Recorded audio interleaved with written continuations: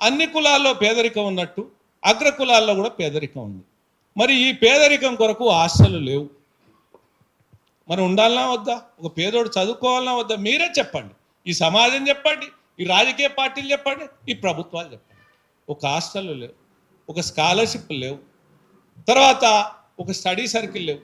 మీరు చూడండి, ప్రతిభ ఉండి ఒక ఐఏఎస్, ఒక ఐపీఎస్, ఒక ఐఎఫ్ఎస్ చదవాలంటే ప్రతిభ ఉండి చదవలేకపోతాడు, కోచింగ్ తీసుకోలేకపోతాడు.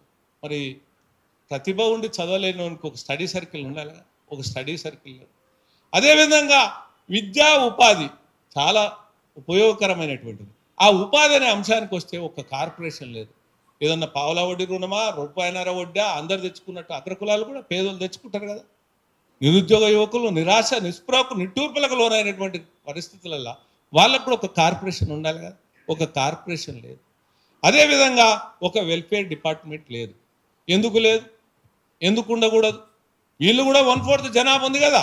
ఉన్నప్పుడు ఒక సంక్షేమ శాఖ ఎస్సీలకు ఉంది, ఎస్టీలకు ఉంది, బీసీలకు ఉంది. అగ్రవర్ణాలకు ఎందుకు లేదు? అగ్రవర్ణ పేదలకు వాళ్ళకు కూడా ఒక వెల్ఫేర్ డిపార్ట్మెంట్. మేము ఉన్నోళ్ళకి అడుగుతలేము, ఆస్తి పనులకు అడుగుతలేము, ఆర్థికంగా వెనుకబడిన వర్గాలకు అడుగుతున్నాం. అదేవిధంగా కమిషన్ లేదు. చూడండి, ఒక ఎస్సీకి కమిషన్ ఉంది, ఒక ఎస్టీకి ఉంది, ఒక బీసీకి ఉంది. మరి అగ్రవర్ణ పేదలకు ఎందుకు కమిషన్ ఉండకూడదు? ఈబీసీ కమిషన్ ఏర్పాటు చేయాలి కదా.